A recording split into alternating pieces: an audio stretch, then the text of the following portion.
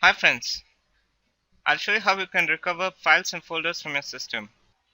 You might have lost files and folders from your system due to virus infection, or you might have even accidentally deleted it from your system.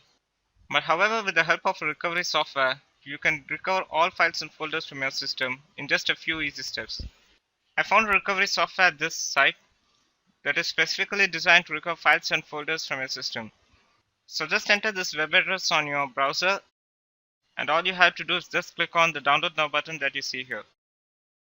I already have this application installed on my system, and I'll run the software and I'll show you how you can recover files and folders from your system.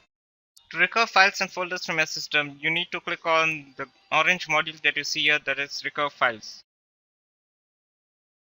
I'll click on it, and on the next screen it gives me two more options, that is recover deleted files and recover lost files.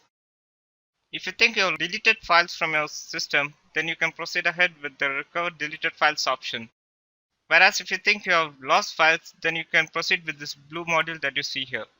For this video, I'll go with recover lost files recovery. So I'll click on the blue module that I see here.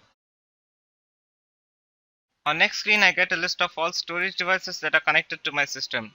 So all I need to do here is just select the disk from which I'm looking to recover data. I'll select the drive from which I'm looking to recover lost data, and I'll then click on the next button that I see on the software. Here I can set the file extension of the files that I'm looking to recover. For demonstration purpose, I'll go to picture and I'll select the JPEG file extension. Once I'm done with that, I'll click on the next button that I see here. The application now starts to recover all the lost JPEG files from the drive that was selected by me. Since I had selected JPEG file extension in the previous step, I get only the JPEG file extension here. I'll select them and I'll click on the next button that I see here. I'll now specify the target folder where I'd like to have all the recovered files from my system to be saved. I'll select a folder and I'll click on OK.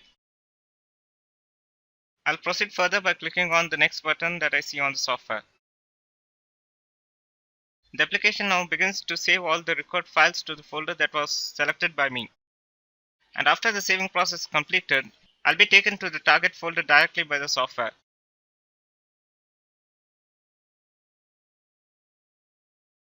And these are the files that were recovered from my system with the help of this recovery software.